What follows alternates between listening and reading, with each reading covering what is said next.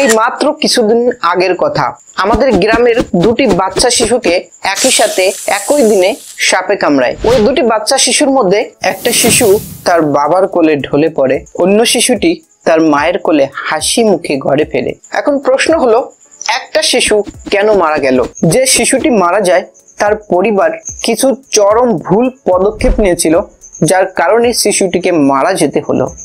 অন্য শিশুটি যে এখন সম্পূর্ণ সুস্থ, তার পরিবারও কিছু সঠিক পদক্ষেপ নিয়েছিল, যার কারণে আজ তার পরিবারে হাসি মুখ।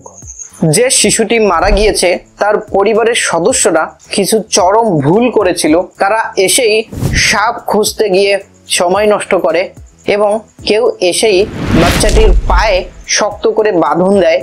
এর ফলে বাচ্চাটির পায়ের মাংসপেশি খারাপ হতে শুরু করে। এরপর তাদের মধ্যে কেউ একজন জ্বালাপোড়া হচ্ছিল বলে বরফ দিয়ে ওখানে ঘষার চেষ্টা করে এবং সবশেষে গ্রামের একজন ওঝার কাছে নিয়ে যায় এবং সেখানে যাওয়ার পরে এতটা সময় নষ্ট করার ফলে বাচ্চা শিশুটি ওখানেই মারা যায়। অন্যদিকে যে বাচ্চা শিশুটি আজ সম্পূর্ণ সুস্থ, তার পরিবার খুব দ্রুত বাচ্চাটিকে শুইয়ে দেয়, যাতে তাকে যেখানে কামড় দিয়েছে সেখানে খুব বেশি নড়াচড়া না করে, এবং দ্রুত একটা অ্যাম্বুলেন্সকে ফোন করে এবং একটা ডিস্ট্রিক্ট হসপিটালে বা সরকারি হসপিটালে নিয়ে যায়। কারণ তারা জানতো যদি তারা প্রচণ্ড উত্তেজিত হয় তাহলে বাচ্চাটির মৃত্যুর সম্ভাবনা বেড়ে যাবে। যদি বাচ্চাটিকে তারা একটা ওঝার কাছে নিয়ে যায় তাহলে বাচ্চাটি মারা যাবে, কারণ ওঝার কাছে অ্যান্টিভেনাম ইঞ্জেকশন পাওয়া যায় না। তারা জানতো অ্যান্টিভেনাম ইঞ্জেকশন শুধুমাত্র সরকারি হসপিটালে পাওয়া যায়।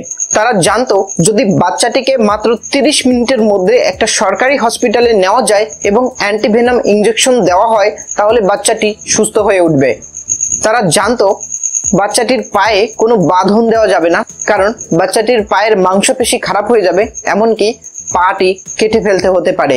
তারা এটাও জানতো যেখানে কামড় দিয়েছে সেখান থেকে মুখ দিয়ে বিষ বের করা একটা মূর্খের মতো কাজ, তাতে যে বিষ বের করছে তারও মৃত্যুর আশঙ্কা থাকে। তারা জানতো পৃথিবীতে যত সাপ আছে তার মধ্যে মাত্র 30% সাপ বিষাক্ত। এই 30% সাপের মধ্যে আবার 15% সাপই বিষ ইনজেক্ট করে না।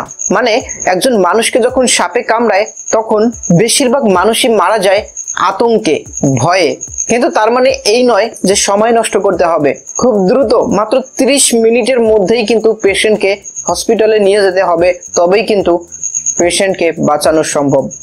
আর এই ভিডিওটি এক্ষুনি নিজের পরিবারের সদস্যদের সঙ্গে, নিজের বন্ধুদের সঙ্গে শেয়ার করে দাও। ভিডিওটিতে একটা লাইক করে দাও। আর এমনই স্বাস্থ্য টিপস পেতে এক্ষুনি আমাদের ফিট ইনসাইড ইউটিউব চ্যানেলটি সাবস্ক্রাইব করো। Thank you so much.